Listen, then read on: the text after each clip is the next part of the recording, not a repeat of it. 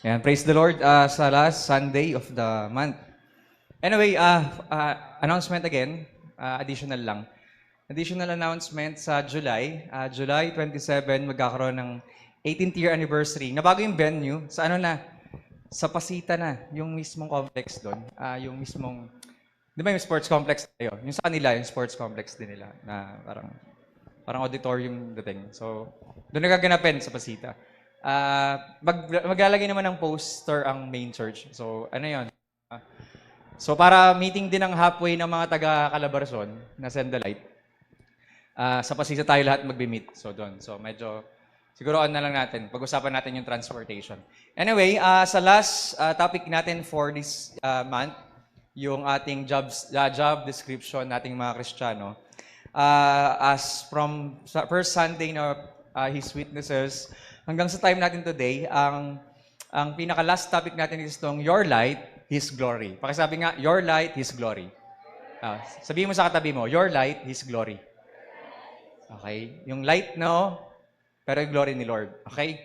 So, yun yung matatagpuan sa Matthew 5:16, sabi ni Jesus, let your light shine. Okay? Let your light so shine before men that they may see your good works and glorify your Father in heaven. So, kaya, yung sabi ni Jesus, let your light shine. So, yung light mo, mag-shine. Pag nag-shine, yung glory mapupunta kay Father. Okay? So, kaya, yung buhay natin na nagliliwanag sa mundong to, ay magbibigay ng glorification sa Diyos. Okay? So, kaya paano natin gagawin yan? Mag-pray muna tayo. Let's pray. Father, we thank you sa umagang ito. Salamat sa pagkakataon muli na makapag-aral ng iyong mga salita. And we ask, Lord, for your favor na ma-experience naming lahat, Panginoon. And we thank you, Lord, for your goodness, for your faithfulness sa buong buwan na to ng June. Salamat sa huling linggo nito. At bukas, Lord, yung last day din ng June, nagpapasalamat kami na marireceive namin ang lahat ng magpapala na inaantay din namin para sa buwan na to, Panginoon. At salamat sa kalahating taon ng 2025 na tinaguyod, pinagpalat, iningatan mo kami. At next Sunday, Lord, or next week, or this week, Lord, haharapin namin ang bagong buwan, pang-pitong buwan ng July, at ng taong ito, Panginoon. We thank you, Lord, sa biyaya mo, sa experiences na ipaparanas mo sa amin ng presensya mo, at patuloy na makakasama ka namin sa lahat ng aming gagawin. Pagpalain mo, Lord, ang bawat isang narito, at ang mga nasa online din, Panginoon, nanonood ngayon, Panginoon. Let them stay in your presence and let them experience, Lord, yung pangungusap mo ng personal sa kanilang mga buhay sa aming mga pag-aaralan ngayon. At tulungan mo kami, Banal na Espiritu. Holy Spirit, continue to reveal Jesus and help us to see your words sa umagang ito. And we pray for the blessings of the Lord sa aming lahat at maganap ang kalooban mo sa aming mga buhay. Cover us with your blood in Jesus' name. Amen. Okay, there is a call to shine. Wala dyan yung speaker. Welcome din sa mga nasa online. Marami silang nasa online ngayon sa maraming kadahilanan, walan, yung mga namuyat na babies. So kasama talaga yun. Pero yun nga, praise the Lord sa mga buhay nyo. And welcome sa bago na. Teacher ka rin? Praise God. So kaya salamat sa Panginoon. At ayun nga, yung verse natin is about the call to shine. Tinatawagan tayong lahat ng Panginoon to shine. To shine. Okay? Mag-shine tayo dapat. Bakit daw? Yun yung foundational teaching ng discipleship kasi. We need to shine. Kasi kung hindi malalaman ng mundo na tayo ay anak ng Diyos. We are the salt of the earth, sabi ng verse 13. And sabi nga, ang salt, nagpapaalat, nagpapalasa, nag-i-impact, ibig sabihin. Pag hindi ka maalat, hindi ka nag-i-impact. Walang sense. Parang wala lang, ang dull ng Christian life mo. Pero pag maalat ka, nag-i-impact yung buhay mo. Meron kang iniiwan na something sa mga tao na nagka-cause for them to transform them ng Panginoon. Ano pa? Sabi doon, we are also light of the world, and we are not hidden, but illuminated. Okay? Dapat daw hindi tayo nakatago. Maraming mga Kristiyano, for example, sa trabaho, 10 years ka na nag-work dun sa company, tapos sa pang-10 taon mo, dun lang nalalaman na Kristiyano ka pala. So, hindi nag-shine, ibig sabihin. O kaya, sa neighborhood, sa buong street nyo, yung kapitbahay mo, ang tagal mo na siyang kapitbahay, hindi man lang niya narinig na nag-share ka ng words sa kanya. Or, hindi niya man lang nalaman na Kristiyano ka pala. Paano pag nagpatugtog siya ng mga bagay na, nakikisayo ko rin. Pag narinig mo yung mga tugtugan niya na makamundo, ikaw rin na join sa kanila. So, ikaw rin, nagpapatugtog ng gano'n. Hindi tuloy nagiging, walang pagkakaiba tuloy. And alam nyo, ang malungkot ngayon, sa maraming churches din sa buong mundo, especially pag pumunta ka sa Amerika, Maraming churches doon na pagpasok mo, hindi mo maisip na church yun. Kasi maraming mga, para kang nasa wild parties or para kang nasa concert sa labas. Dahil sa iba't ibang klase ng culture na pinapakita. Tandaan nyo po na kapag ang worship ay about sa culture, hindi na siya worship. Okay? Ang worship ay para sa Diyos. It's not about our culture, it's about God. Okay? Anyway, sabi daw, we are a city on a hill. Nakakita na kayo ng city sa hill? Sabi ni Jesus, you are to let your light shine. Bakit daw? You are the light of the world, a city on a hill that cannot be hidden. So, ibig sabihin pala, kahit dumilim ang gabi, kita ka pa rin. Kasi nasa taas ka eh. Okay? Now, we are to reveal God's truth, God's love, God's righteousness. Papakita ko sa inyo yung city on a hill. Yan. Pag gabi na, kahit madilim ang lugar, pero dahil may ilaw yung mga buildings, yung mga bahay sa city, kita ka pa rin. Ganon dapat tayong mga Kristiyano. Kung nasa dilim yung mga taong classmates mo, kaibigan mo, estudyante mo, or trabaho mo, kung nasa dilim sila, pagpunta mo doon, nagliliwanag ka. Bakit? Kasi nag-shine yung light mo. And sabi nga, light symbolizes truth. Light symbolizes purity. Light symbolizes goodness. So kaya si Jesus, ang description sa kanya, the light shines in the darkness, and the darkness can never extinguish it. So hindi kaya. Parang, ganito po yan hindi po opposite ng light yung darkness. The absence of darkness is light. The absence of light is darkness. Pag nawala ang liwanag, madilim. Pag nawala ang dilim, maliwanag na. Ibig sabihin, hindi sila pwedeng maging opposite na parang plus and minus sila. Hindi po. Okay, kaya si Jesus, nung dumating siya as the light, ipinakita niya what it means to live as a light. Okay? Nung nagpunta siya sa mga prostitute, naligtas yung mga prostitute. Nung nagpunta siya sa mga tax collector, naligtas yung mga tax collector. Nung nakakita siya ng bulag, nakakita. Nakakita siya ng may leprosy, nalinis siya, gumaling siya. Nakakita siya ng mga may sakit, pinagaling niya lahat. Nakakita siya ng demon possessed, pinalayas niya at pinalaya niya yung mga demonyo. Bakit? Pinalaya niya yung taong possessed. Meaning to say, yun yung pagiging light. Ipinakita ni Jesus, I am the light. Pagpunta ko sa dilim, magliliwanag ako, mababahagian din kayo. Magliliwanag din kayo. Kaya sabi ni John, sa 1 John 1:5, this is the message we heard from Jesus, now declare to you, God is light and there is no darkness in Him at all. So kaya, mamili ka lang everyday kung magliliwanag ka ba o hayaan mo yung kadiliman na dumilim. Alam niyo ba yung kanta ng, this little light of mine, I'm gonna let it shine. Di ba? This little light of mine, I'm gonna let it shine. So may part pa doon na, tatakban ko ba? Hindi. Don't let Satan blow it out. Huwag mo hayaan i-blow ng kaaway, mawala yung liwanag mo. Okay? So kaya kailangan natin pong mamili everyday at piliin na magliwanag. Okay? We need to reflect Christ, the true light. Si Jesus naman talaga yung source ng light natin. Sinabi ni Jesus, I am the light of the world. If you follow me, you won't have to walk in darkness because you will have the light that leads to life. So, pag sumunod ka sa akin, syempre, sinusundan mo yung liwanag, magliliwanag ka rin. Hindi ka nalalakad sa dilim. Kaya parang ganito lang yan, mga kapatid. Sa dami na nag-testify, na nung dating mga sira ang buhay nila, walang kwenta ang buhay nila, tapos nung sumunod sila kay Jesus, nagkaroon ng meaning, nagkaroon ng pagbabago, nagkaroon ng transformation yung buhay nila. Bakit? They no longer walk in darkness. Kung meron kang addiction, tapos lumapit ka kay Jesus, mawawala na yung addiction na yun. Bakit? Kasi lumalakad ka na ngayon sa liwanag ng buhay. Kung meron kang kasalanan, karumihan o kainaan, dalin mo yan sa paanan ni Jesus, aalisin niya lahat ng yon at you will no longer be a slave to sin. Bakit? Palalayain ka ni Jesus. Amen po? Yun yung mismong daladala nating liwanag. Nasa atin yon. We need to shine. Okay? So ano daw itsura ng liwanag? Sabi ni Jesus, let your good deeds shine out for all to see. So meron dapat good deeds. Hindi pwedeng, kaya ka kasi mabait, basta mabait ka lang kasi. Kundi, dahil meron kang kabaitan na galing sa Diyos, meron kang relasyon kasi sa Diyos, meron kang personal relationship with God, yung good deeds, matik yun, sumusunod yun. Automatic, nagiging mabait ka, gumagawa ka ng mabuti, dahil nasa iyo yung Diyos. Resulta ng kaligtasan mo na nagiging mabuti ka sa tao. Okay? Ano daw itsura ng light? Number 1, it is character. Okay? Pag sinabing character, mean ko sa'yo, pag nasa iyo na si Jesus, yung character of the Spirit, yung the fruit of the Spirit, love, joy, peace, patience, kindness, goodness, gentleness, faithfulness, self-control. Diba? Pag nasa iyo na si Lord, yung banal na Espiritu, ipoproduce niya ngayon yung mga bunga ng pag-ibig, kagalakan, kapayapaan. Ayan. So, yung character nakikita na sa'yo ngayon. Pangalawa, may good deeds. Practical acts of service and kindness. Matik yun, nandun na dapat siya. Nagliliwanag ka kasi gumagawa ka ng mabuti. Gumagawa ka ng mabuti, kaya ka nagliliwanag. Pangatlo, meron kang verbal witness. Nag-share ka. You witness for the Lord. In 1 Peter 3:15, ano sabi ni Peter dyan? Dapat lagi kang handa. Ready ka dapat na sumagot sa mga tao na i-challenge o tatanungin ka about sa pananampalataya mo.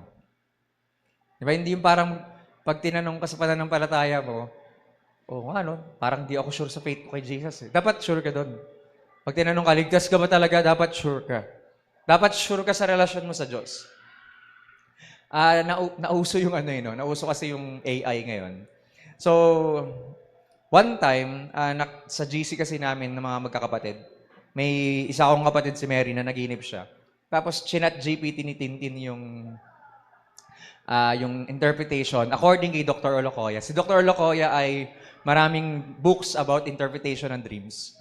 So, bigla ko naisip, try ko kaya, papa-interpret ko by Dr. Olocoya rin yung mga panaginip ko. So, may mga panaginip ako naaalala ko pa rin kasi by heart kasi hindi ko siya malilimutan talaga.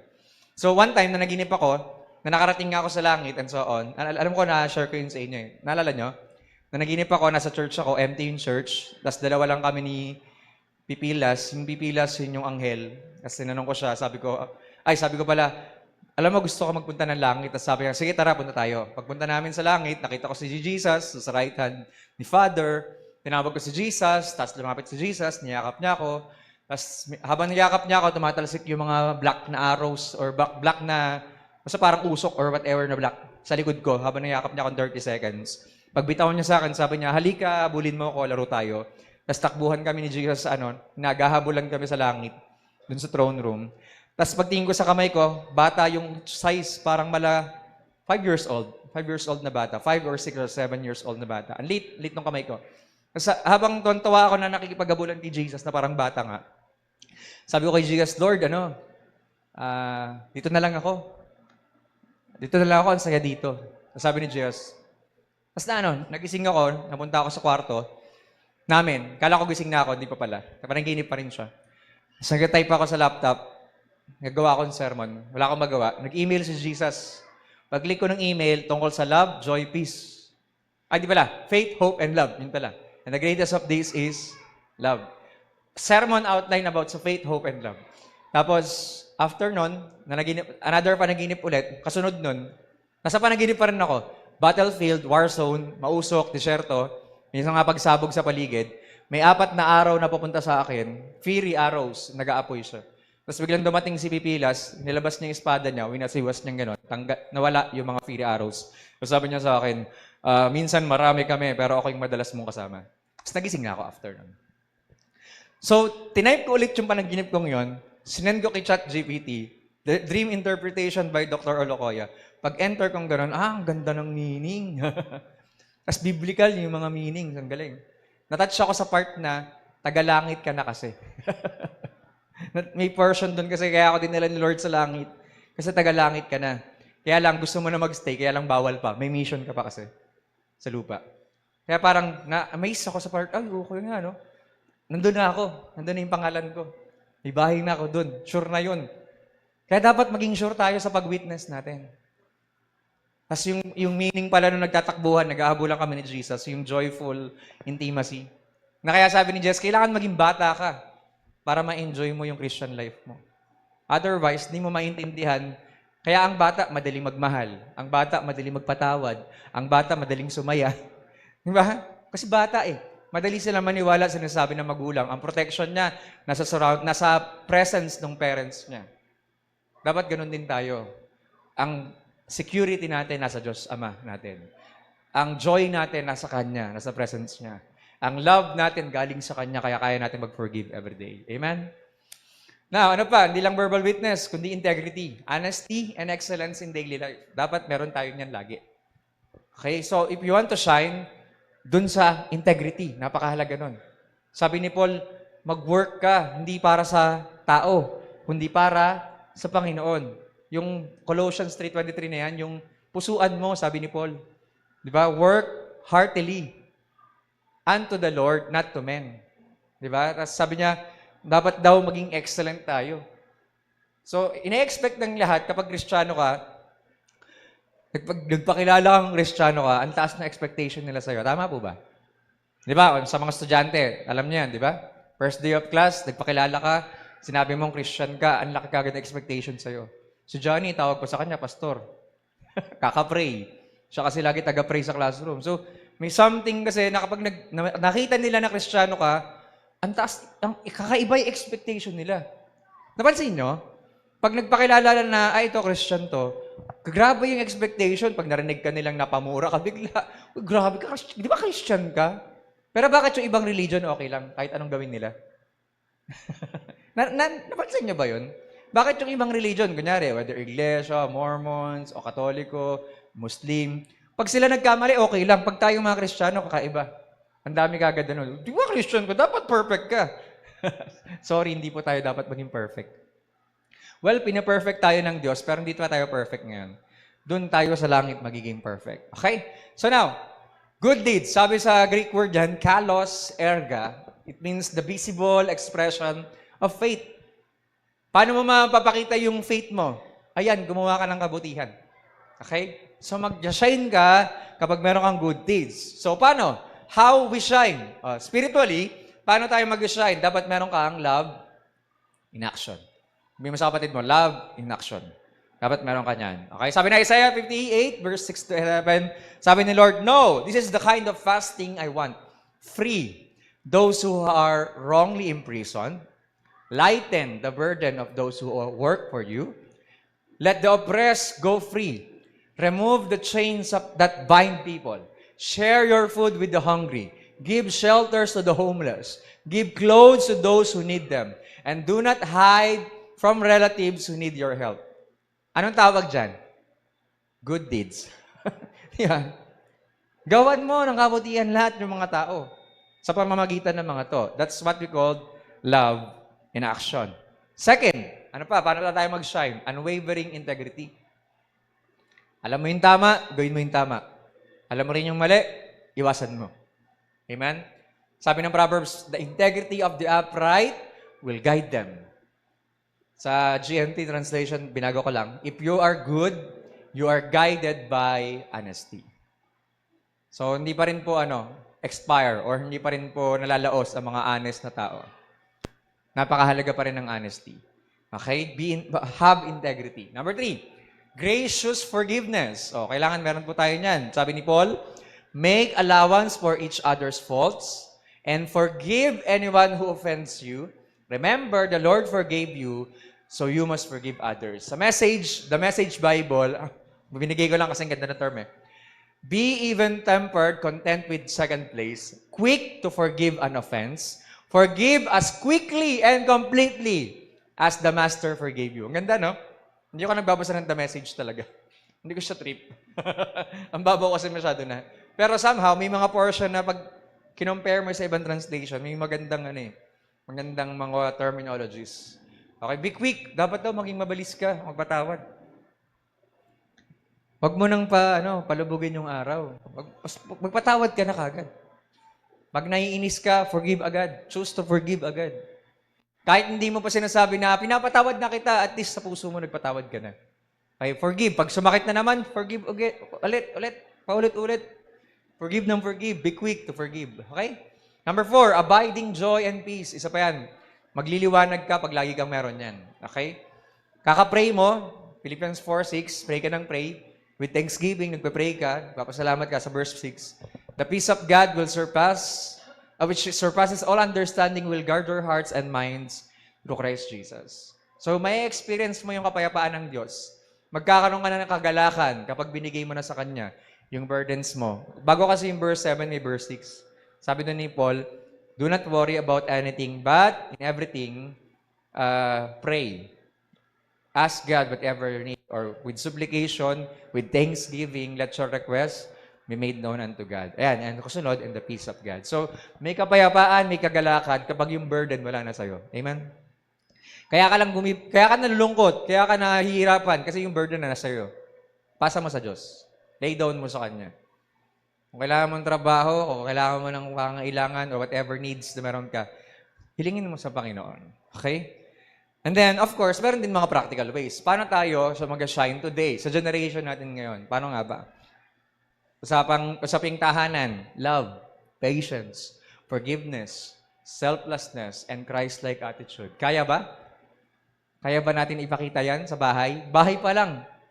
Sabi ni Paul, instead, be kind to each other, tender-hearted, forgive one another, just as God, through Christ Jesus, has forgiven you. Yan, sa bahay, madalas, ang hirap gawin yan. Kasi doon dapat una tayong nakikitaan ng Christ-likeness. Una dapat nagliliwanag ikaw sa bahay. Yung pag inutusan ka, Franz, bili ka naman ng ganito, Franz. Bili ka naman ng suka, sa ganyan. Yan, noong time namin, sa Bilibid pa ako nakatira noon. Pag inutusan ako ni Nanay Tasing na bumili ng toyo, suka, pumunta ba ako doon sa menu compound? Yung italipa pa ni Ate Josie.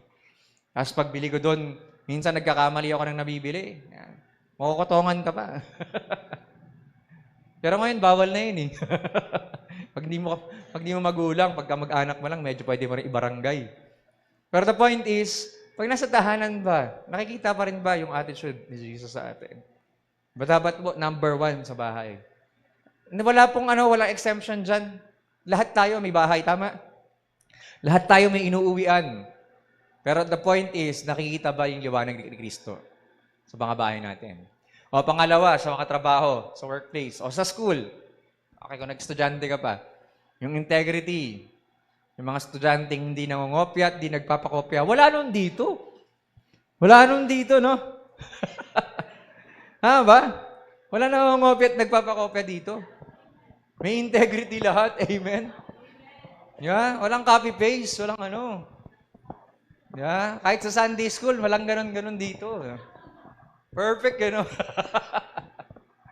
Dapat makitaan. O kung nagtatrabaho ka, alam mo yung dapat mong gawin. Di ba? Huwag mo i-chismis yung katrabaho mo. Ma'am, ganito siya. Boss, ganito siya. Walang ganunan. Di ba? Mind your own business. Di ba? Work willingly at whatever you do, as though you were working for the Lord rather than for people. Hindi ka para sa tao nagtatrabaho o nag-aaral. Para sa Diyos. Amen? Gawin mo yung maayos.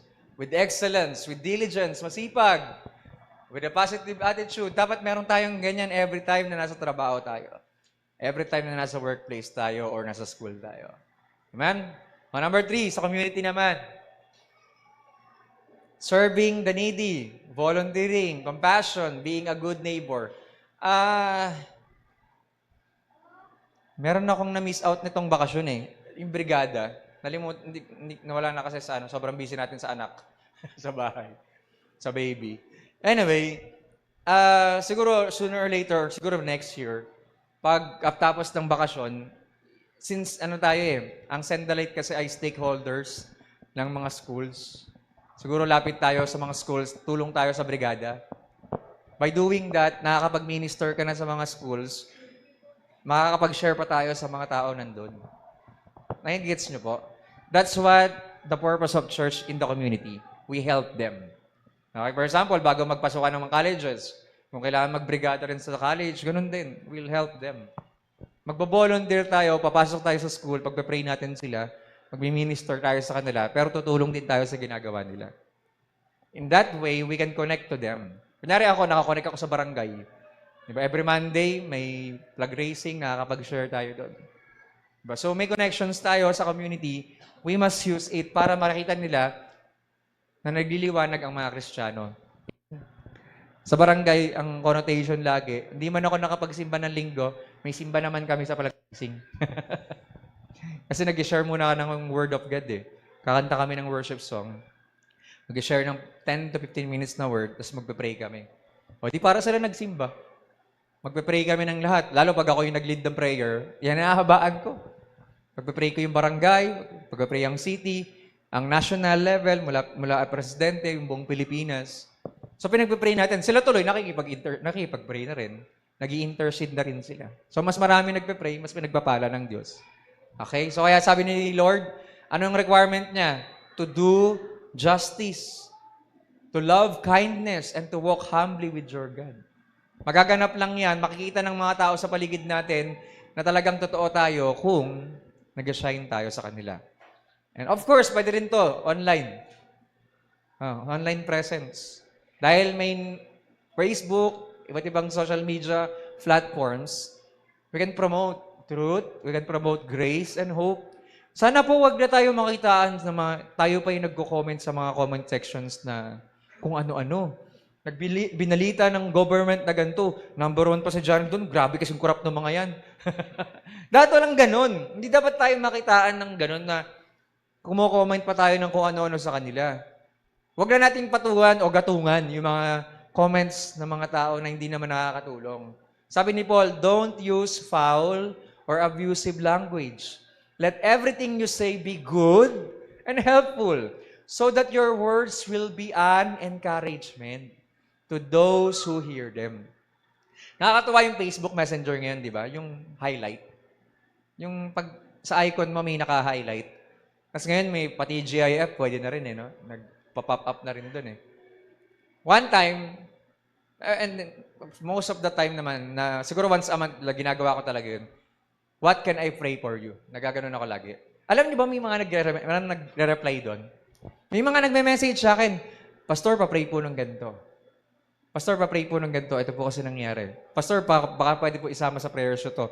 Random people ito hindi to church people. Hindi to taga-send the light. Mga friends ko lang na nandun at nakita yung highlight, what can I pray for you? Tapos nagpapapray sila. Well, may mga taga-send the light din. May taga-ibang send the light natin sa Putatan, meron taga-main, meron kung saan. Pero may mga friends lang ako doon na nabasa lang nila yon and opportunity na mapag-pray sila, nagpapapray sila. Sometimes, yung iba, may mga offer na investment, insurance, pero, Pastor, pa-pray din po. Pero may offer din po ako sa inyo. Sige, pagpa-pray kita. So, mga ganon. Napakahalaga na sa online presence natin, nakikitaan pa rin, even yung mga post natin. May isa akong friend, di ko na lang babagin kung sino siya. May isa akong friend sa Facebook, alam niyo sa search button, di ba? Pag click niyo yung search button, makikita niyo doon yung mga icons ng mga random na mga friends. Tapos meron nakalagay, posted 9+. Nakita niyo na yon? Try niyo. Kunyari, Rodney Maligaya, posted 9+. Ibig sabihin, ganun karami yung na-post na ni Rod mula kahapon, 16 hours ago, for example. Tapos pag click mo yon, ang dami mga posts. Kasi 9+ na, ibig sabihin, lagpas na ng 9. Sobrang dami niya na na-post. Pag chinek mo, teka lang, 16 hours ago, naka 16 post na rin siya. Pero pag tinignan mo yung mga post ko, ano-ano lang. Di ba, mga walang kakwenta-kwentang mga content or informations or reels or videos or whatever. Sana po isa tayo sa mga makikita na kapag nag-post ka online, makikita yung shine, yung light ni Jesus sa mga post natin. Makikita talaga, Kristiyano ka. Amen? Dapat makita yun, hindi yung kung ano-ano lang nakikita sa ating mga posts. Okay? Bakit daw? God equips you to shine. Binigay sa atin si Holy Spirit to shine. Kung hindi binigay ni Lord ang banal na Espiritu niya, imposible na magliwanag tayo sa mundong to. Okay? Sabi ni Lord, magkakaroon ka ng power pag na-receive mo si Holy Spirit.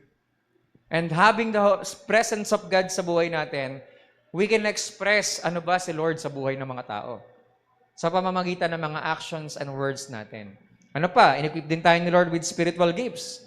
Well, chapter 12 ng 1 Corinthians, may 9 gifts, may ministerial gifts, may mga encouraging gifts, at iba't ibang gifts yan. Pero ano sabi ni Paul? Different kinds of spiritual gifts, but the same Spirit is the source of them all. There are different kinds of service, but we serve the same God, the same Lord. God works in different ways, but it is the same God who does the work in all of us. Isang Diyos lang. A spiritual gift is given to each of us so we can help each other. Oh. Dapat magtulungan tayo sa part na yun. Ay, gift mo pala yung kumanta. Sige, awit tayo sa Panginoon. Gift mo pala sumayaw. Sige, sayaw tayo sa Panginoon. Gift mo pala magturo. Sige, turo tayo. Gift mo pala mag-lead. Sige, maging leader ka. And so on and so forth. Ang dami pang klase. Ay, magaling ka pala magluto. Sige, sali ka sa kitchen. Sa cooking ministry. Yan, meron po tayong mga cooking inas na tagapagluto dyan sa ating, na mabango. Every time na nagbe-message tayo, naamoy mo na kagad ng tagumpay. Okay? Kasi magagaling magluto. Baka kung meron kang gift na ganon, sali ka sa cooking team. Okay? So, maraming klaseng gifts. Hindi lang yung parang unchurchy nung dating. Even kung magaling ka mag-park, magaling ka mag-drive, pwede kang maging parking attendant, and so on and so forth. Maraming ways para mag-minister tayo, maglingkod tayo. We are equipped to shine. Amen? Number 3, may salita rin ng Diyos. Yung Bible, binigay na sa atin. Knowing God through His Word, malalaman natin kung saan tayo papunta. Alam natin kung ano yung gagawin natin sa buhay. Habang nakikilala mo si Lord, nagkaka-wisdom ka. Nagiging maayos yung character, nababago ka through His Word, kaya you can shine. Ano pa? Prayer, ganun din. Di ba? Sustains intimacy and strength for our calling. So, sa pamamagitan ng panalangin, nagkakaroon tayo ng equipping. Na-equip tayo to shine habang nagiging prayerful tayo. Pag nalaman na tao, ay, ito, close to kay Lord eh. Magpapapray ako dyan. Tutulungan mo naman sila maging close din sa Panginoon para makapag-pray din sila. Okay? And remember, always remember, the source of our light is si Jesus. Christ in us. Sabi ni John 8:12, I am the light of the world. He who follows me shall not walk in darkness, but have the light of life. And sabi sa 2 Corinthians 3:18, all of us then reflect the glory of the Lord with uncovered faces. That same glory, bakit uncovered? Kasi sa Old Testament, yung glory ni Lord nakita lang kay Moses. Kaya so naka-cover pa yung mukha. Tayo hindi na. Pwede mo nang alisin yung cover kasi makikita na yung glory ni Lord sa buhay natin. Hindi lang sa mukha, kundi sa buhay natin. And sabi nun, that same glory coming from the Lord, who is the Spirit, transform us into His likeness. Tinatransform tayo ng banal na Espiritu ng Diyos para maging katulad ni Jesus. Di ba? In an ever greater degree of glory. So kaya praise the Lord. Kasi yung source of light natin, si Jesus, na nasa atin, is the one who is transforming us na maging katulad niya. Gusto tayong maging katulad ni Jesus, and we must shine that light. Habang nag-shine yung light, mas lalong nakikita si Jesus sa buhay natin. However, may mga barriers. May mga hadlang sa pagliliwanag natin. Diba? There are barriers to shining brightly. Number 1, fear. Pag takot ka, natakot ka ma-reject, natakot ka ma-judge, o sinasabi mo, parang di mo kaya, ayan. Hindi ka tuloy nag-shine. Diba? Parang pagkakataon mo na sana nasyaran yung mahal mo sa buhay, kaso hindi mo pinag-pray. Pag alis sa bahay, na-aksidente, namatay, sayang. Naiintindihan nyo ba yung kung gaano kahalaga yung buhay? Nakita niya na yung video sa Facebook, yung mga last minute miracle. Yung babagsak sana sa kanya yung, meron isa yung matanda. Yung matanda na nakaupo sa bench. Tapos yung lalaki nakatayo lang ganyan. Tapos nagpapatulong yung may nalaglag na yung matandang lola. Matanda nga, kaya lola. may nalaglag siya. Tapos tinatawag niya yung lalaki nakatayo na baka pwede niyang pulutin. Tapos dahil ayaw siya pansinin ng lalaki, ginawa ni lola, siya yung tumayo, pinulot niya. Pagpulot niya, bumagsak na grand piano dun sa bench. Sabi nung matanda sa lalaki, salamat, di mo ko tinulungan. Kasi kung tumulong siya yung tinamaan ng piano. Napakadaming ganong mga miracle, na last minute miracle, biglang naliligtas. Why? Ganon dapat tayo po. Ganon tayo dapat ka-thankful sa buhay na binigay sa atin ng Diyos. Amen? Alam ko, napakaraming beses na tayo niligtas ng Diyos. At sa daming beses ng kaligtasan na binigay sa atin ng Panginoon, hindi na dapat tayo para matakot pa na mag-shine. Amen? Kapag opportunity mo na pag-pray mo yung parents mo, pag-pray mo yung kapatid mo, pag-pray mo yung loved ones mo, do it. Huwag nyo ipagdamot yung pag-minister sa kanila pag uwi nyo sa bahay. Or kunyari, nag-gathering kayo, nag-reunion kayo, huwag niyong ipagdamot yung pagkakataon na mapanalangin niyo sila, na maministeran niyo sila, na mag-shine yung light niyo sa kanila para makilala nila sa Lord. Okay, ano pa? Barriers, insecurity. Believing we aren't enough to be used by God. Pag insecure ka, hindi ako kayang gamitin ni Lord kasi hindi ako karapat-dapat, ayan, hindi ka mag-shine. Pangatlo, complacency, tamad. Yung katamaran. Diba? Spiritual laziness or busyness business sa yung mga distraction sa paligid natin yan. Pag tinatamad ka na, wala mangyayari sa atin. Isa yan sa malaking barriers. Kaya di tayo nag-shine. Bumabuelo lang ako eh. Malapit na. Bumabuelo lang ako. Pero alam nyo ba, nagpe-pray ako, alam nyo kung bakit? Somehow, inaatake ako ng kaaway na ang tagal mo nang di nag-visitation, ang tagal mo nang di nag-HBS, home Bible study. Baka hindi ka na-effective. Ang tagal mo nang hindi nagka-campus ministry or mag-evangelism. Baka di ka na-effective. May ganong sa akin. Na parang ang tagal ko na kasi hindi nagagawa. Baka pagbalik ko, di na ganun ka Pero alam nyo, sinisip ko tuloy, Lord, kung ako inaatake ng kaaway ng ganito, paano pa ibang members ng church? And alam nyo ba, pag wala tayong ginawa, pag sumabay tayo sa trend today, na okay lang naman kasi may online naman, okay lang kasi pag sumabay ka sa trend today, na hindi mo nadadala yung sarili mo sa church, na hindi mo nadadala yung pamilya mo sa church, hindi mo nalilid yung buong pamilya mo mag-church, or pumunta sa gawain, or pag hindi mo ini-effortan talaga, na magkaroon ka ng talagang commitment, Lord, unang araw ng linggo, makakasama kita, makaka-date kita. Unang araw ng linggo, isasama ko yung mga mahal ko sa buhay sa'yo. Pag hindi natin in-effortan yon, pag hindi tayo kumilos, at nagpadala tayo sa trend, okay lang, may online naman. Well, that's the purpose of online. Pero wag niyong sanayin. Wag niyong sanayin. Na online na nga ako, online na lang ako. Wag niyong sasanayin. Hindi ko pinaparinggan yung mga nasa online ngayon. I understand may mga situations. Pero wag niyong sasanayin. Napakahalaga ng fellowship nating lahat dito. Napakahalaga ng presence ng bawat isa. Because you are an encouragement, makita pa lang namin kayo. Amen po. Totoo ba? Pag nakita natin ng isa't isa na encourage tayo. Makita mo pa lang hindi pa kayo nag-uusap. Hindi pa kayo nagkakwentuhan. Yung makita mo pa lang yung presence ng mahal mo sa buhay or kapatid mo sa Panginoon, napakalaking encouragement na. Huwag po nating sanayin na maging complacent tayo na okay lang kasi ganito ganyan. Iba pa rin po talaga pag may somebody na nagpe-pray sa'yo ng personal, somebody na nag-encourage sa'yo ng personal, and face-to-face mong naririnig yung salita ng Diyos. Amen? Ano pa? Number 4, sin. Unconfessed sin or mga bagay na nagpapadilim sa ating liwanag ay yung mga nagkarumihan, yung mga kasalanang tinatago at mga nakatago pa, hindi ka magliliwanag dyan. I-confess na natin yan. Mamaya po may equipping tayo. May tuturo po ako sa inyo tungkol sa authentic leader and leadership styles. Mamaya, naunawa sa mga mag-join, 2 p.m. Anyway, next. Ano pa? Number 5, self-focus. Yan, puro may isip. Sarili lang ang gusto. Pinaprioritize lang lagi yung personal comfort over sa kingdom impact.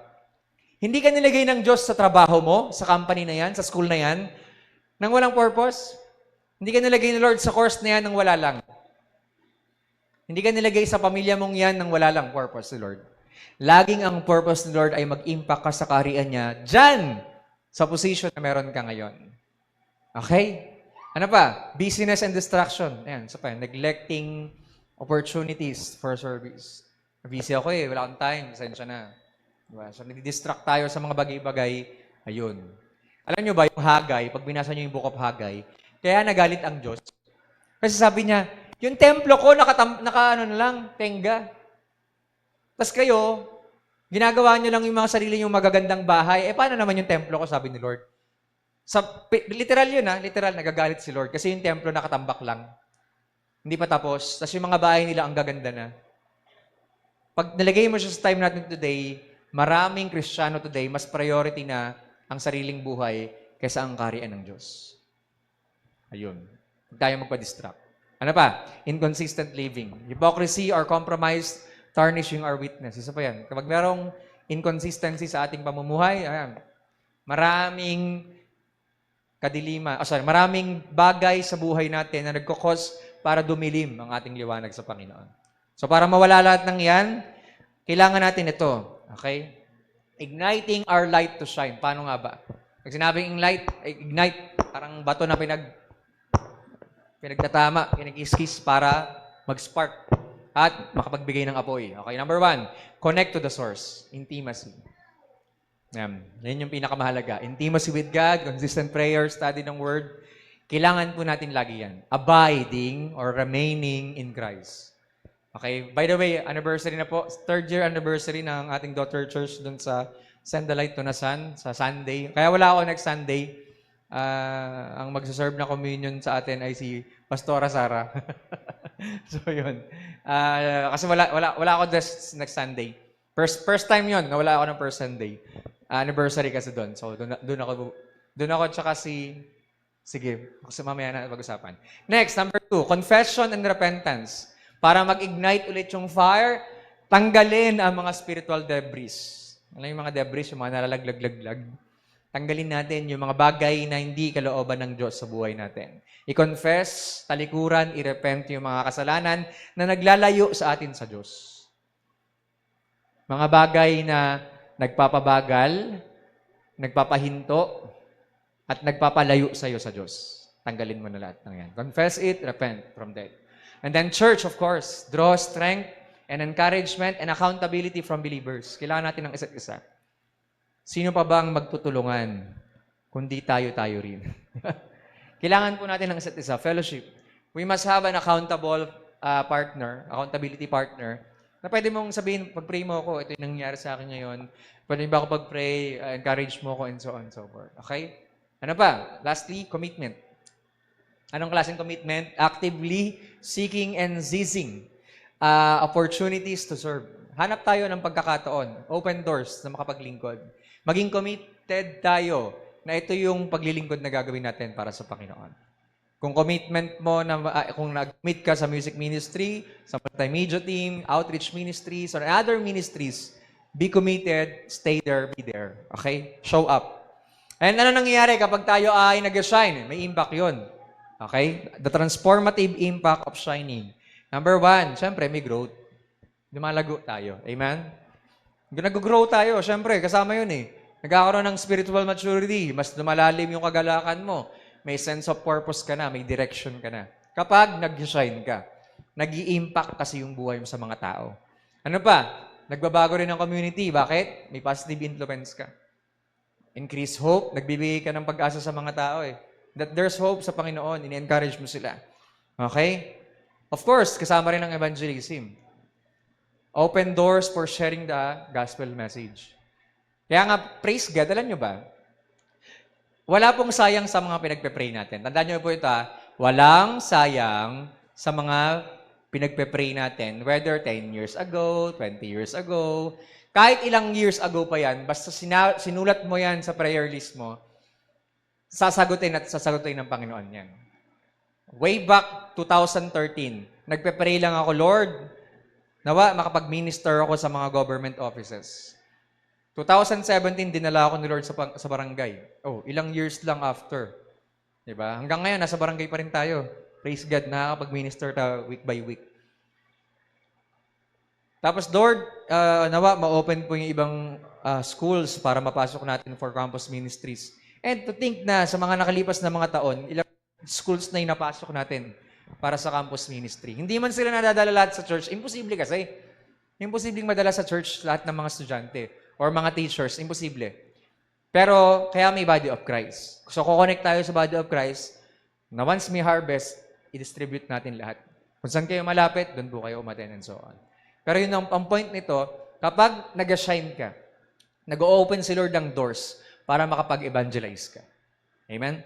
And lastly, of course, lasting legacy. Leaving a generational impact for righteousness. Parang ganito lang yan. Bigyan ko kayo ng sample.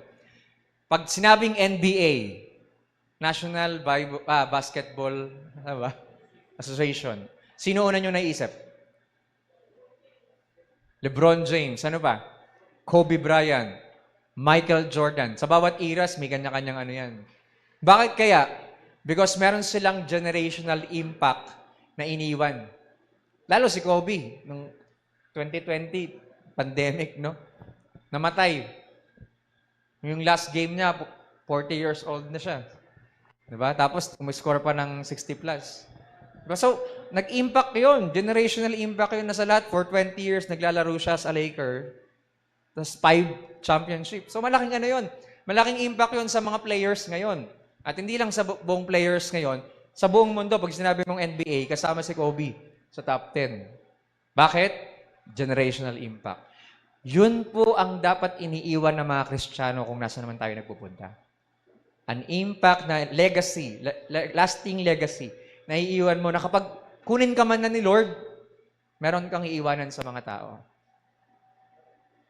Di ba? Di ba ang sarap ng buhay kapag tayo ay, pag binanggit yung pangalan mo, ay itong taong to nakaka-bless to eh. Nakaka-encourage lagi to. Hindi yung pag binanggit yung pangalan, ay marites yan eh. Daming sinasabi niya, daming mga chuchul and so on. Dapat hindi po ganun. Dapat makita sa atin yung liwanag na nag-i-impact yung buhay natin. This is what it means to have a Christian professor, a Christian teacher, a Christian attorney. This is what it means to have a Christian ganito. Kung anong trabaho mo, a Christian students. Dapat yun yung buhay natin. Makita sa atin yun para mag-impact tayo. Amen po? Sabi nga, your light, His glory. Because God wants to use you. Sabihin mo sa katabi mo, God wants to use you. Okay? Ang tawag dyan, living a purpose-driven life for divine impact. Dapat po, alam niyo PDL? Yun eh. Purpose-driven life ni Rick Warren. Halo-halo na. Ni Rick Warren, high school pa kami, meron ng purpose-driven life si Mama. And pag binasa niyo yun, lalo yung about sa worship, napakaganda.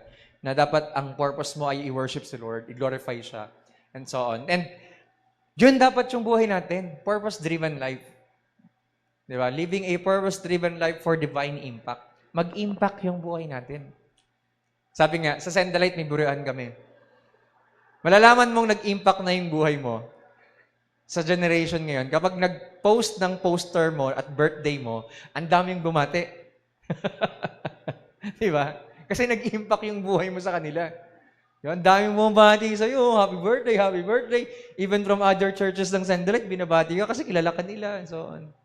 So, may something sa buhay mo. Well, sa marami, like na Dimple, pag February 14, di ba, mga teachers, no? Napakadaming si Dimple, nauulanan kami ng chocolates eh. ng cakes. Pag February 14 yan, tapos prayer meeting dito. May cake, may chocolate. Yan. Kasama yung teacher kasi eh. So, may something kasi na nag-iiwan ka ng impact sa kanila. Dapat ho, ganun tayo. Gagamitin at gagamitin ka ng Panginoon. Bakit ka gustong gamitin ni Lord? Why God desires to use you? Number 1, to advance His kingdom and will on the earth. Tama? Sabi ni Jesus, your kingdom come, your will be done on earth as it is in heaven. Gagamitin ka ng Diyos para mag-advance yung kingdom. Hindi ka binuhay ni Lord nang wala lang. Okay? May kanya-kanya tayong buhay, may kanya-kanya tayong storya, pero gagamitin ka ni Lord para dyan. Nakakatuwa, share ko lang. Si Rapi kasi, may mga kababata kami dun sa Bucor, sa Bilibid, sa San Jose, na pagpasok na Shemi ng school, grade 1 na kasi Shemi, pilot. Aba, nung nag-aabang na ako para sunduin puro kababata ako yung mga nanay, tatay, si Jero, classmate yung classmate ni Shemi, si Anya, yung anak ni Jero. Sabi ko, teka lang Lord, ba't puro kababata ko itong mga to? May mga taga-new compound, taga-old compound. Sabi ko, nilalapit ako ni Lord sa mga to ulit Siyempre, may mga PTA meeting yan, di ba? Hindi naman na ako binoto, praise God. Si Rich na yung umaten. Pero yun nga, praise the Lord, kasi somehow, pinagpe-pray ko, Lord, sige, kung gagamitin mo ko ulit para ma-reach out sila, praise God. Di ba? Para ma-reach out yung mga magulang sa PTA. Hindi lang muna ako umaten kasi first meeting, botohan yan Hinahanap ako nung teacher nila kasi mamaya mag-presidente na naman ako ng PTA. So, ayaw natin. So, si Rich muna para safe lang. Next meeting, ako na atin.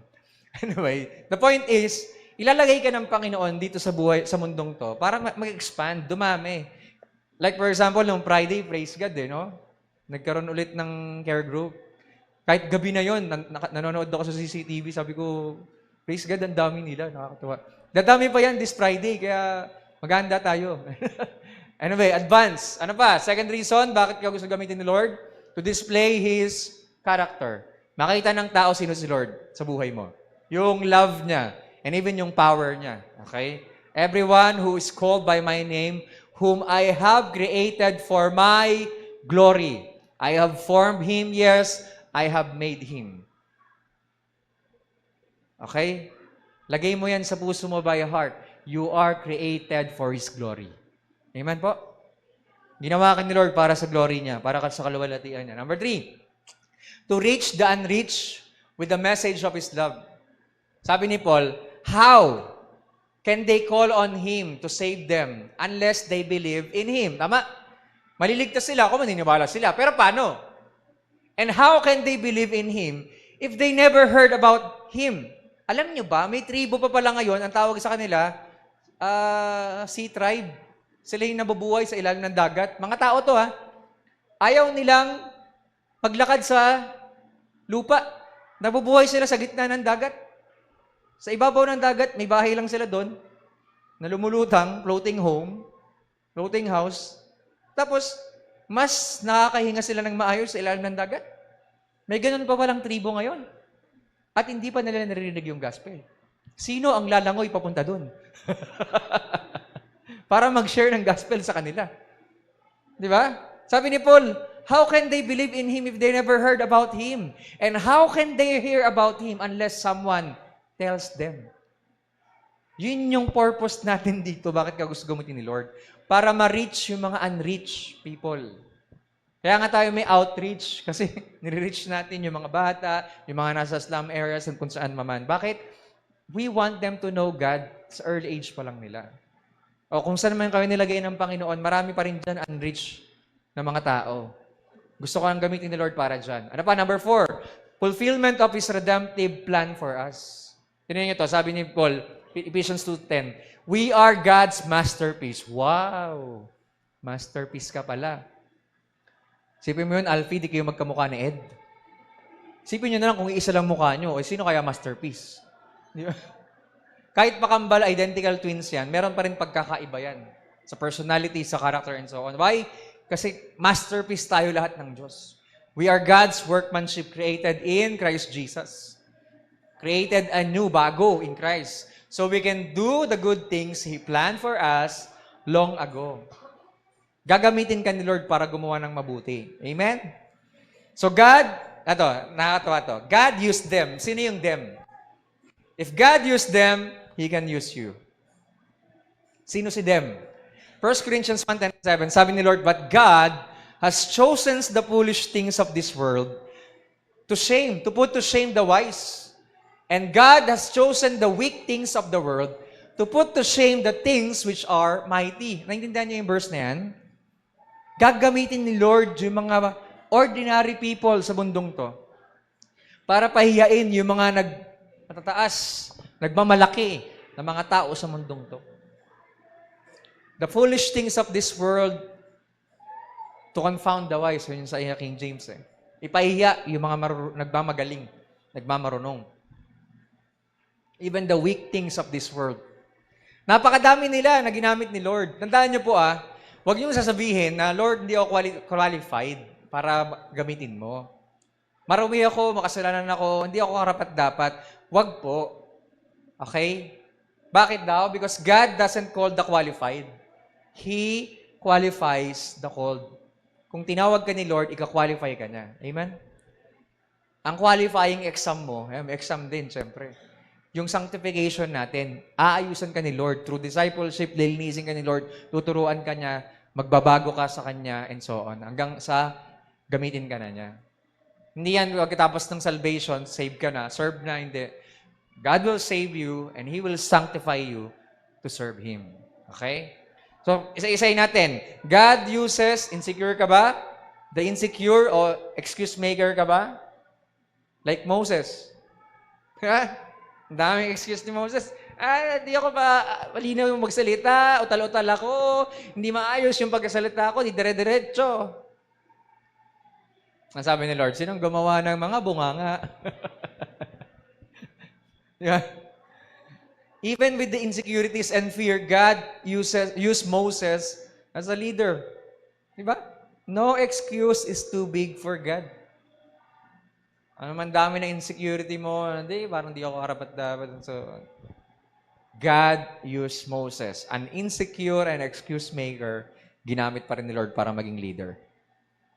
Kabataan ka lang ba? God uses the young. Like David, a 17-year-old boy, ginamit ni Lord para ano? Patayin sino? Si Goliath. God uses a foolish thing like David to shame the wise like Goliath. Yun yung kanina sinasabi ni Paul. Ang laki ni Goliath pero napahiya ang buong Palestinian Empire nung tinalo ni David si Goliath. Ang liit-liit na kabataan, tinalo yung 9-foot giant. Dahil sa kabataan siya, age doesn't limit God. Amen? If your heart is right, God can fight your battles. Amen po. Kailangan lang ni Lord ng maayos na puso. Kagaya ni David. Matanda na ako. God uses the old. Wala kang lusot. Di ba? Like Abraham. Ilang taon si Abraham nung ginamit ni Lord? 75. Imagine, tinawag ni Lord si Abraham, 75 years old na siya. Huwag mong sasabihin sa akin, hindi, senior na ako. Hindi, kaya ang gamitin ni Lord. Diba? Sa barangay nga, may good news eh. Magkakaroon na doon ng, ano tawag sa gano'n? Di ba may pension? Ang mga senior. Next year, magkakaroon daw ng pension, siguro ilang % lang naman from the budget. Kasi tataas yung budget ng barangay by next year. So mag-a-add sila ng pension para sa mga senior citizen, kaya lang ng poblasyon lang. Magisimula sa poblasyon, gumaya yung ibang barangay. Okay? Bakit daw? Sabi, age is never a limitation to God's calling. Tama po? Never a limitation to God's calling. Kaya alam nyo ba, nakakatuwa kaya yung mga fast food ngayon, yung kahit senior na, gugulat ka nang deserve sa'yo, no? Nagugulat ka nagtatrabaho doon. Bakit? Kaya kang gamitin ni Lord kahit saan. Okay? Kahit anong taon pa. Your best years may be ahead, not behind. Si KFC, di ba? Ang daming mga ano niyan. Si KFC, sino pa? Si McDonald's, ganun din. Si Colgate, mga matatanda na nag-start. Yung mga sa kotse naman, yung mga gumawa ng BMW, si Ford, and so on. Sa age nila na ganun nakatanda, best years is maybe ahead, not behind. Kaya nga sabi ni Lord, promise ni Lord sa mga matatanda, even to your old age and gray hairs, I am He who will sustain you. Amen?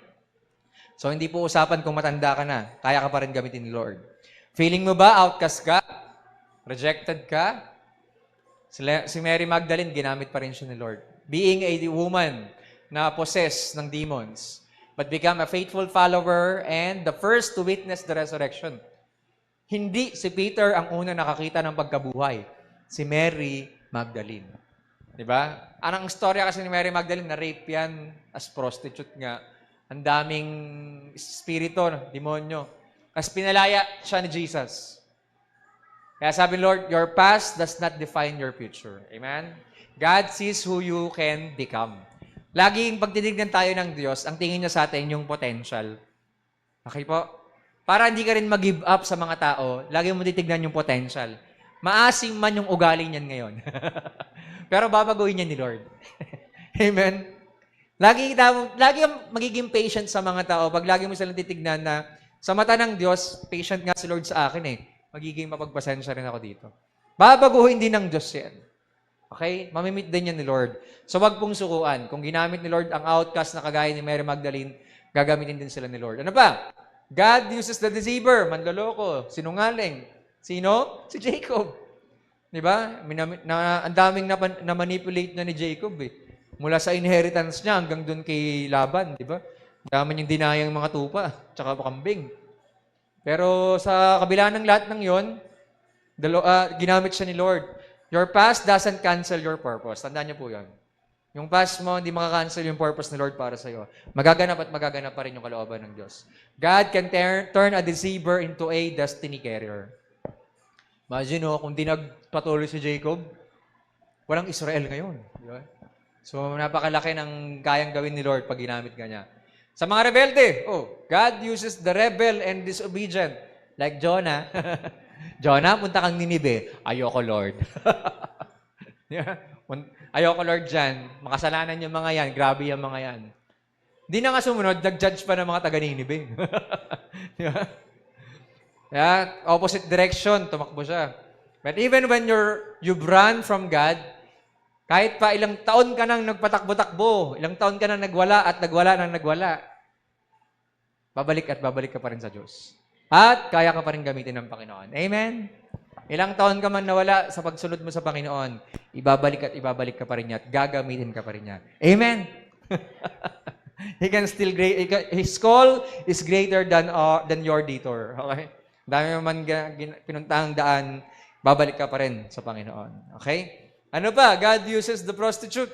Grabe, no? Yan yung merong maruming kahapon. Diba? Pero grabe, ginamit siya ni Lord. Sino? Si Rahab. Rahab had a shameful profession, yet she protected the spies and became the part of the Jesus lineage. Imagine, sa history ng linya ni Jesus, sa Matthew chapter 1, kasama si Rahab. So may dugong prostitute. May prostitute na dinaanan ng dugo ni Jesus. At siya ay Gentile. Kaya ang salvation magsisimula lang sa Israel, sa mga Hudyo, pero dadiretso sa mga Gentiles. Bakit? Sa linya ni Jesus, may Gentile. Sino? Si Rahab. Hindi lang si Rahab, may root pa. Di ba?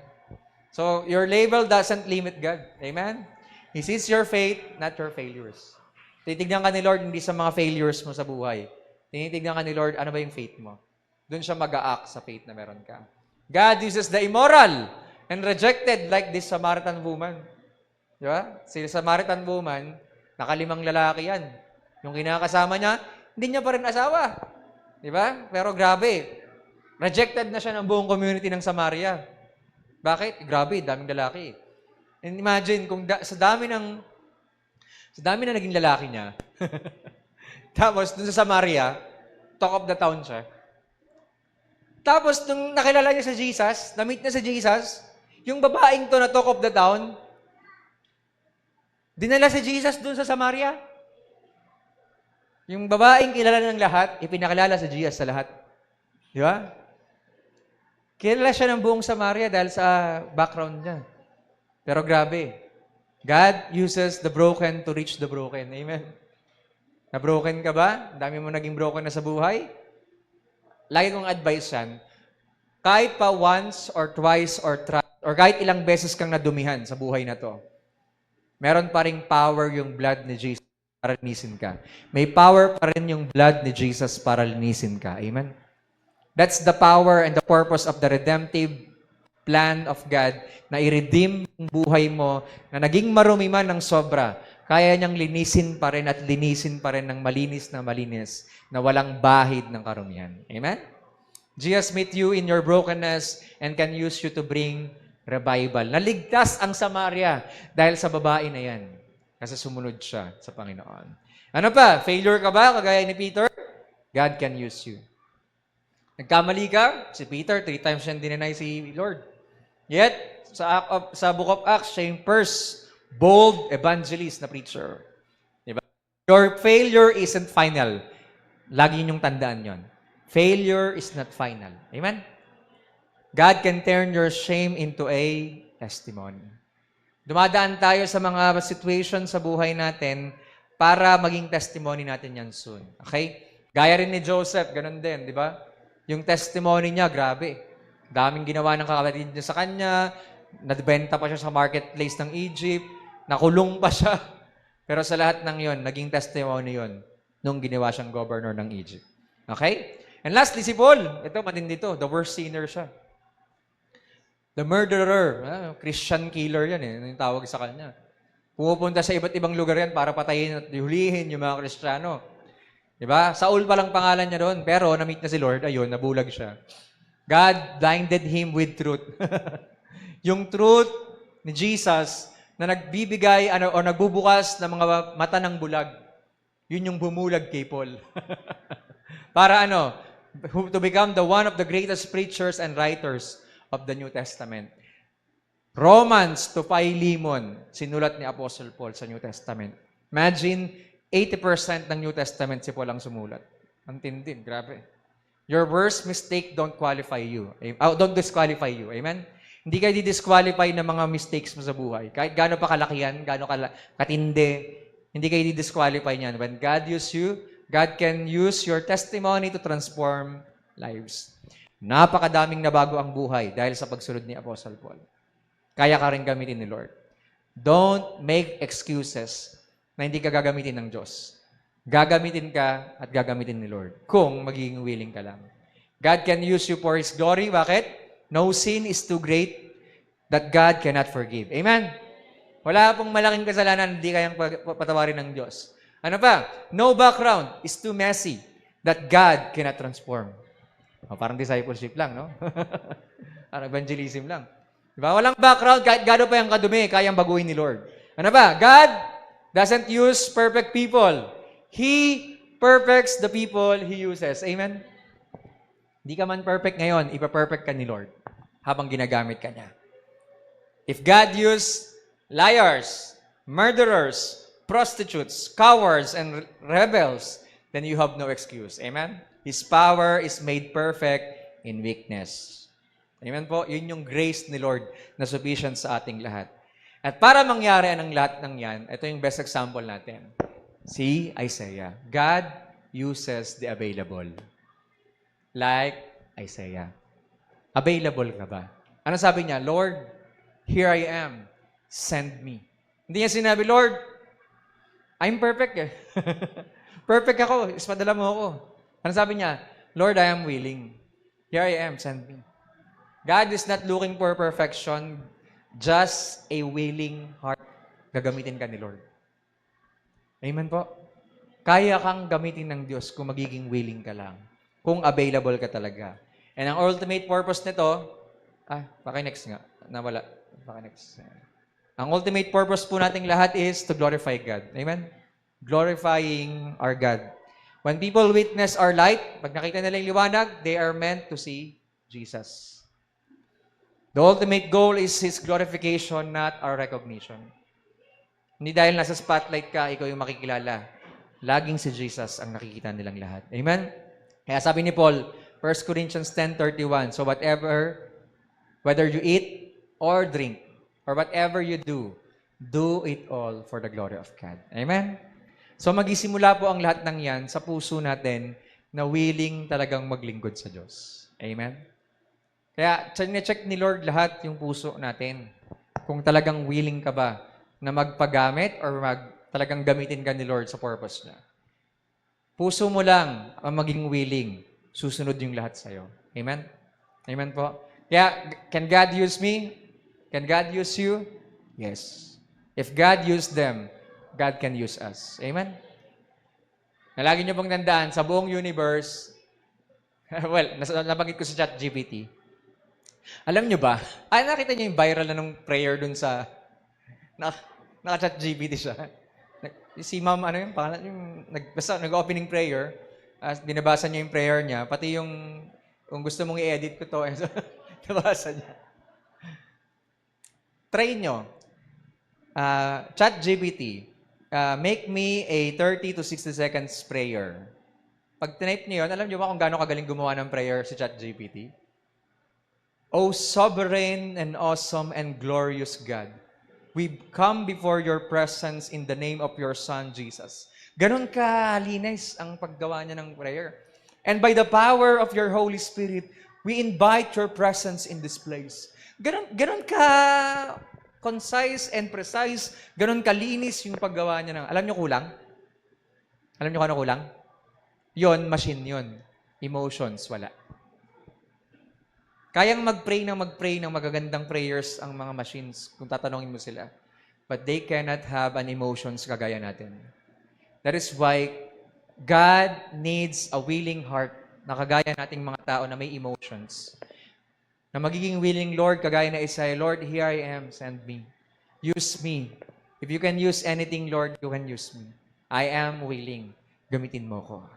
Mangyayari lang yung job description ni Lord sa'yo kung magiging willing ka today.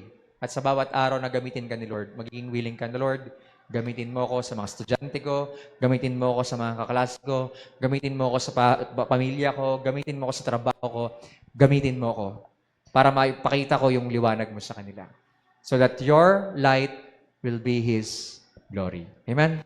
Let's pray. Father, we thank you, Lord, sa umagang ito at salamat sa mensahe mo na aming narinig ngayong umaga. Lord, we are asking, by faith in the name of Jesus, na yung light ni Jesus ay talaga mag-shine sa bawat isa.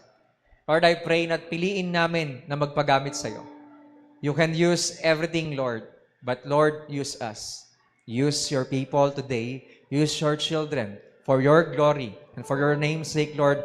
Maranasan namin, Panginoon, na magamit mo ang buhay namin. Give us a willing and available heart na laging handa to receive, Lord, your power, your glory, so that we can glorify you in every actions, every words, everything that we will do sa bawat buhay namin every day, Lord. Maraming salamat sa salita mo na, Lord, ginamit mo yung napakadaming Bible characters na may mga unqualified na mga backgrounds. Messy backgrounds, Lord. Mga sirang buhay, broken lives, mga ordinaryong mga tao lang, Panginoon. Mga pinakamaliliit at mga hindi naman kapansin-pansin na mga tao sa buhay nila, sa time nila. And Lord, ba't ginamit mo silang lahat, Panginoon? And so right now, Lord, whatever our backgrounds, you're not looking us sa mga background namin. Hindi mo kami tinitignan kung sino kami, anong meron kami, anong kaya namin gawin. Tinitignan mo kaming lahat, Lord, kung magiging willing ba kaming magpagamit sa iyo. And so, Lord, use us today. Whatever things na nilalagay mo sa puso namin para magamit namin sa paglilingkod namin sa iyo ngayon. I pray, Father, that you'll give us the boldness, the confidence to really serve you, Lord, willingly, wholeheartedly, and committed, Panginoon, sa aming mga gagawing paglilingkod sa iyo. Especially, Lord, if you are looking for people who will not be ashamed, mga di mahihiya at hindi ka ikakahiya at hindi ka rin ipapahiya, Panginoon, sa mga tao na kapaligid sa amin, kundi meron kaming lakas ng loob, confidence, Panginoon, na nanggagaling sa iyo to proclaim your goodness, the good news of salvation, especially, Lord, sa mga tao na kapaligid sa amin. I pray na magsimulang mag-shine yung liwanag mo sa aming buhay, sa mga tao, mula sa aming tahanan, sa aming mga kapamilya, mga mahal sa buhay, hanggang sa mga trabaho namin or sa mga schools, Lord, o saan man kami dalhin, Panginoon, ay laging magliwanag si Kristo sa aming mga buhay. Makita ng lahat na ang presensya mo ay sumasama sa aming buhay, Panginoon. And Banal na Espiritu, manguna ka, mangusap ka sa bawat isa. Transform us to become like Jesus. Especially, Lord, I am speaking to all the fathers, sa mga tatay o sa mga nanay, Lord, sa mga magulang. Tulungan mo sila na i-prioritize ka. Tulungan mo sila na isama, ilapit nila ng gusto ang kanilang mga anak, pamilya, sa iyo, Panginoon. Magkaroon sila ng desire. Nakagaya ni Joshua, that as for me and my house, we will serve the Lord. Ang bawat isa, Panginoon, ay magkakaroon ng ganong klaseng desire na ang bawat pamilya namin, Panginoon, ay maglilingkod sa iyo. Even, Lord, turuan mo kami magliwanag din sa aming mga trabaho, sa mga katrabaho namin, Panginoon, upang makita nila na ang presensya ng Diyos ay sumasa amin. Dalangin ko, Panginoon, na mula sa araw na to, Panginoon, ay tutulungan mo kami na maging willing palagi, na magpaggamit sa anuman paggamit na gagamitin mo sa aming buhay, Panginoon. Saan mo man kami gamitin, Panginoon, ay lagi mong i-provide yung pangangailangan namin. Sinabi mo nga, Panginoon, na kapag kami ay humarap sa mga tao, hindi namin kailangan mag-isip na mga sasabihin, kundi bubuksan lang namin ang aming mga bibig, ang aming mga labi, at ikaw ang maglalagay ng mga salita na aming sabihin sa kanila. Kaya, Panginoon, I am praying, Lord, na i-build mo yung pananampalataya naming lahat. I-mature, i-grow mo, Lord, ang aming spiritual na buhay sa iyo. Para lalo ka namin makilala pa sa pamamagitan ng mga salita mo, sa pamamagitan ng aming intimacy sa iyo, sa pamamagitan ng panalangin. Lord, I pray na magkaroon kami, Panginoon, ng desire na i-prepare yung buhay namin para ma-sanctify, malinis mo, Panginoon, at magamit mo sa paglilingkod sa iyo, Panginoon. I declare, Lord, na naman ang gagawin namin sa buhay na to, may it bring glory to your name, Lord. We desire to glorify our Father, our Lord and Savior, Jesus Christ, and you, Holy Spirit. We desire to glorify your name that is holy. And we thank you, Lord, dahil ikaw ang Diyos na mag-i-impact, Lord, ng lahat ng mga natutunan namin today sa aming puso, sa aming buhay. at ma-apply namin to sa pang-araw-araw namin, Panginoon. Lord, you want us to be used for your glory. So use us. After all, Lord, we are created for your glory. Kaya naman gamitin mo ang aming buhay, Panginoon, para maluwalhati ka sa lahat-lahat ng aming gagawin. Maraming salamat din sa provision mo, sa pagpapala mo sa aming buhay sa buong kalahating taon na to. And Lord, as we face a new month, the 7th month of this year, Panginoon, salamat dahil ikaw pa rin ang magtataguyod sa aming buhay, magpo-provide ng lahat ng aming pangangailangan, at isusustain mo kami sa lahat ng aming gawin pa. Pagpalain mo, Lord, ang mga lahat na nagtatrabaho, ano man yung mga careers na meron sila. I pray for spirit of wisdom and a spirit of excellence sa lahat na kanilang gagawin. I speak promotion. I speak, Lord, divine impact sa kanilang mga trabaho, Panginoon. Sino man ang mga tao nakapaligid sa kanila, may they impact their lives according to the light that they have in you. In the name of Jesus, Lord. Salamat din sa mga estudyante, Lord. I am praying for your provision sa kanilang pag-aaral, Panginoon, hanggang makatapos sila. Give them wisdom, increase their knowledge, widen their understanding so that they can understand everything na mga subjects nila, and give them favor with you and favor with the eyes of men, Lord, para magkaroon sila ng maayos na performances sa kanilang eskwelahan din, Panginoon. I also pray sa mga kabataan, sa mga bata, Lord, that they may grow in the grace and the knowledge of our Lord and Savior, Jesus Christ. At sa bawat isa sa aming lahat, sa mga nasa online, Lord, I pray for the peace of God that we don't understand, the peace of God that surpasses all understanding, to guard our hearts and minds in Christ Jesus. I pray for the joy of the Holy Ghost, of the Holy Spirit, Lord, be upon us every day, and let the joy of the Lord be our strength every day, Panginoon. Salamat din sa pag-ibig mo na aming nararanasan, that everlasting love, unconditional love, unfailing love, amazing love na ma-experience naming lahat sa bawat araw, so that it will overflow at ma-receive din ng mga tao na kapaligid sa amin, Panginoon, ang mga pag-ibig na nagagaling sa iyo, Lord.